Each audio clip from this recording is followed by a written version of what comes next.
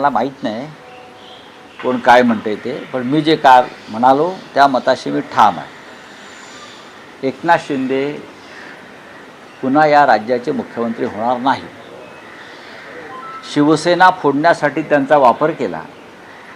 हिंदू हृदय सम्राट शिवसेना प्रमुख बाळासाहेब ठाकरे यांची मराठी स्वाभिमानी हिंदुत्ववादी शिवसेना फोडण्यासाठी त्यांचा वापर केला.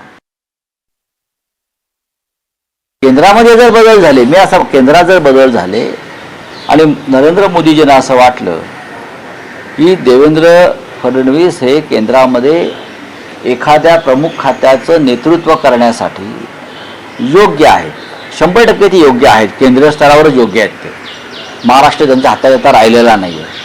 महाराष्ट्रात गुंडांचं राज्य सुरू झालेलं आहे.